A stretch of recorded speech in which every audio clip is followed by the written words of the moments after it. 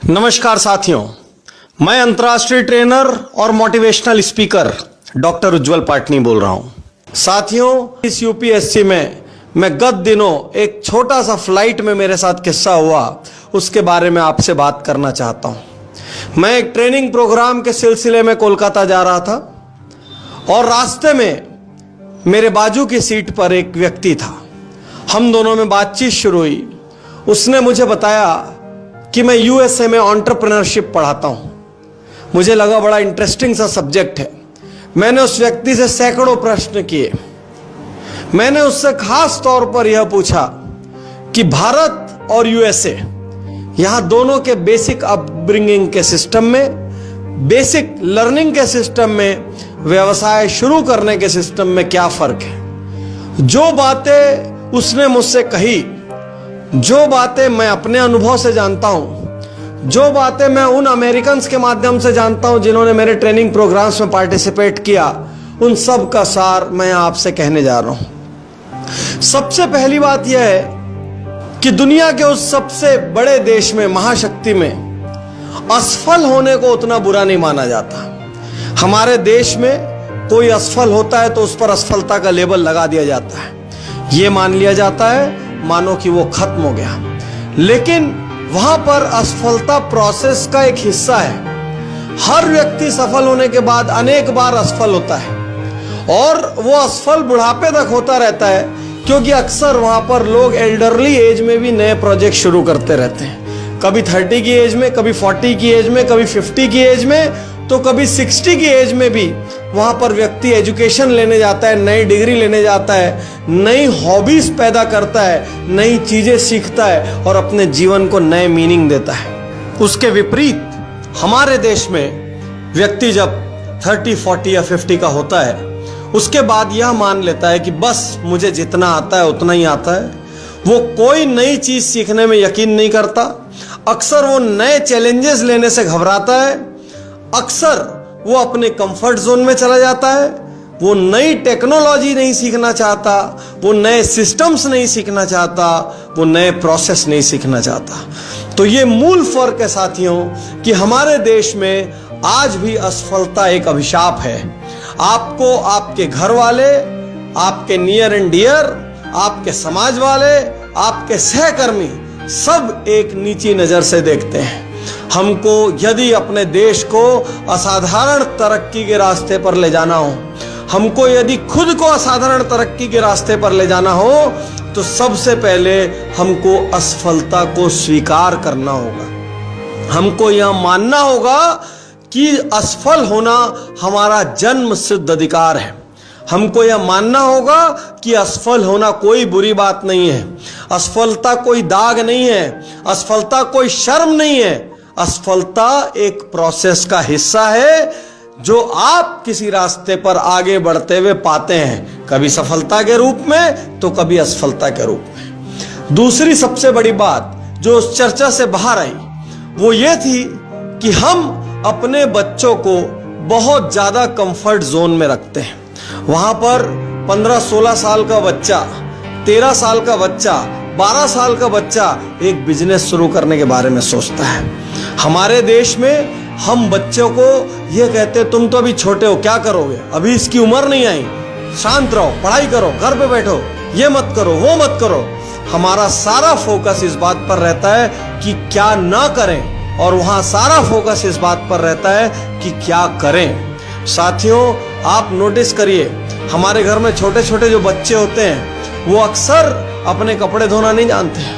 हमारे घर में जो छोटे बच्चे होते हैं अक्सर वो बर्तन धोना नहीं जानते हैं। हमारे घर में जो छोटे छोटे बच्चे होते हैं अक्सर वो बागवानी करना या गार्डन में घास काटने के लिए मशीन चलाना नहीं जानते हैं। हमारे यहाँ जो छोटे छोटे बच्चे होते हैं अक्सर वो गाड़ी धोना नहीं जानते, क्योंकि एक स्तर के बाद हमारे घर में कोई ना कोई स्टाफ या फैमिली मेंबर ऐसा होता है जो इन कामों को अंजाम देता है, और बच्चा करने की भी सोचता है तो हम उससे कहते हैं तुम्हारी उम्र बहुत छोटी, मत करो। इसके विपरीत वहां पर चूंकि फैमिली हेल्प नहीं होती, घर में IIM हेरी नहीं होती, इस वजह से वहां पर एक छोटा सा बच्चा भी अपने बर्तन खुद धोता है। वहां पे क्लास 3rd 4th का बच्चा भी कपड़ा धोना जानता है। वो गार्डन में बागवानी करना जानता है, वो घास काटना जानता है, वो गाड़ी धोना जानता है, वो हर छोटी बड़ी चीज जानता है जो हमारे यहाँ का एक युवा जानता है। साथियों, ये मूल फर्क है। हम अपने बच्चों को कंफर्ट जोन में पैदा करते हैं, उनको कंफर्ट जोन में रखते हैं। जब भी वो नए चैलेंज लेने के लिए निकलते हैं, हम उनको प्रोटेक्ट करते हैं, हम उनका सपोर्ट सिस्टम बन जाते हैं, हम आधे से ज्यादा काम उनको करके दे देते हैं। इसलिए ये बच्चे एकदम चैलेंजिंग नहीं हो पाते हैं। इसीलिए आज भी हमारे देश में जब आप 10th 11th 12th पढ़ने वाले किसी बच्चे से पूछोगे कि बड़े होकर क्या बनेगा, तो वो कहेगा मैं डॉक्टर बनूंगा, मैं इंजीनियर बनूंगा, मैं लॉयर बनूंगा, मैं CA बनूंगा, मैं सॉफ्टवेयर इंजीनियर बनूंगा। लेकिन बहुत कम बच्चे आपको ऐसे मिलेंगे जो ये कह दें कि मैं एंटरप्रेन्योर बनूंगा। बहुत कम बच्चे ऐसे मिलेंगे जो ये कह दें मैं बिजनेसमैन बनूंगा, क्योंकि हमारे यहाँ बिजनेसमैन बनूंगा ये कहना भी हल्का माना जाता है। कैसा देश है जो बिजनेसमैन सैकड़ों हजारों लोगों को एम्प्लॉय करता है, वो बनने की बात कहना हमारे घरों में गलत माना जाता है। तो हमको थोड़ा सा अपनी सोच में परिवर्तन लाना पड़ेगा। हमको हमारे देश में उन महान देशों की तरह, महाशक्तियों की तरह एंटरप्रेन्योरशिप के कल्चर को लाना पड़ेगा। भारतीय बहुत मेहनती हैं, भारतीय सब कुछ कर सकते हैं। हमारी ताकत हमारा इमोशन है, हमारी ताकत हमारा फैमिली सिस्टम है, हमारी ताकत हमारा इतिहास है, हमारा आयुर्वेद है, हमारा योग है। बहुत सारी चीज हमारे पास ताकत के रूप में है, लेकिन हम अपनी ताकत को सेल नहीं कर पा रहे हैं क्योंकि बेसिकली हमारे बच्चों में एंटरप्रेन्योरशिप स्किल नहीं है। इसीलिए आज भी भारत के सैकड़ों हजारों ब्रिलियंट इंजीनियर्स अमेरिका की सिलिकॉन वैली में काम कर रहे हैं। आज भी हम उंगलियों पे तो नाम गिनते हैं, ये 10 नाम, ये 20 नाम, ये 30 नाम, ये 40 नाम, लेकिन उन नामों में से भी 80% लोगों ने अपना कैरियर वहां से शुरू किया है। साथियों, मैं कहना चाहता हूं, हमको अपने बच्चों को छोटे छोटे काम खुद करना सिखाना चाहिए। हमको अपने बच्चों को घर के काम, बाहर के काम, खुद के काम, ये सारे काम खुद करना सिखाना चाहिए। आश्चर्य की बात ये होती है, हमारे देश में क्लास 10th 11th 12th तक में भी बच्चे बैंक नहीं जाते हैं। उनको ये नहीं मालूम कि चेक कहां से कटता है, उनको ये नहीं मालूम कि DD कैसे बनता है, उनको ये नहीं मालूम कि NEFT क्या होता है, RTGS क्या होता है, क्योंकि उनको मौका ही नहीं पड़ता। घर वाले तुरंत सुरक्षा कवच के रूप में खड़े हो जाते हैं। मैं आपसे कहना चाहता हूं, एंटरप्रेन्योरशिप एक असाधारण गुण है। किसी का स्टाफ बनने की जगह मालिक बनने की सोचिए। किसी का स्टाफ बनकर अच्छी सैलरी पाने की जगह सैकड़ों स्टाफ को अपने नीचे रखकर अच्छी सैलरी देने की सोचिए। तीसरी और सबसे महत्वपूर्ण बात, जो फर्क उस व्यक्ति ने मुझे बताया, वो फर्क यह है कि हमारा स्कूली शिक्षा सिस्टम लीक से बाहर सोचने की इजाजत नहीं देता। आज भी क्लास में टीचर्स उसी बच्चे को नंबर देते हैं जो टीचर के बताए हुए आंसर को हूबहू लिखता है। आज भी हमारे स्कूल और कॉलेज में प्रोफेसर्स उसी स्टूडेंट को नंबर देते हैं जो बुक में लिखे हुए आंसर्स को हूबहू लिखता है। यदि वो बच्चा जरा भी अपना दिमाग चलाता है, जरा भी आउट ऑफ द वे जाना चाहता है, जरा भी लीक से हटकर जवाब देता है, तो वो ये मानते हैं कि इसको कुछ नहीं आता। कई बार वो ईगो पे भी ले लेते हैं, कई बार वो ये सोचने लगते हैं कि ये बच्चा ज्यादा होशियार बन रहा है। साथियों, हमारे देश में लर्निंग बढ़ाई नहीं जा रही है, लर्निंग को किल किया जा रहा है। हमारे देश में क्रिएटिविटी को बढ़ाया नहीं जा रहा है। ये हमारा सड़ा गला स्कूली सिस्टम उस क्रिएटिविटी को किल कर रहा है। हमको हमारे बच्चों को लीक से हटकर उत्तर देना सिखाना चाहिए। हमको हमारे बच्चों को लीक से हटकर प्रोजेक्ट करना सिखाना चाहिए।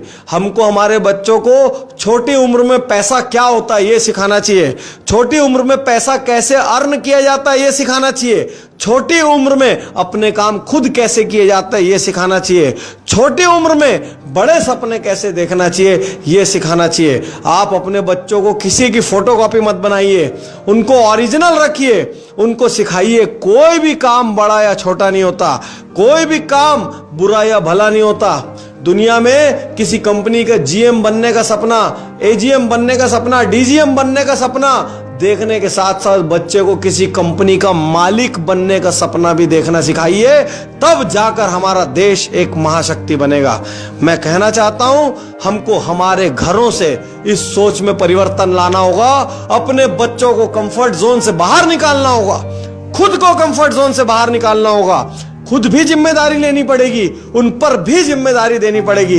तब हमारे देश से भी बड़ी कंपनियां निकलेगी, एमएनसीज निकलेंगी, जो दुनिया के कोने कोने तक पहुंचेगी और दुनिया पर राज करेगी।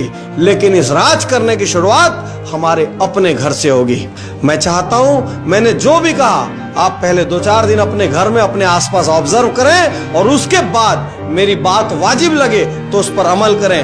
हमारे देश में महाशक्ति बनने के लिए सब कुछ है, बस हम सबको मन के भीतर से मालिक बनना है, यह संकल्प पैदा करना होगा।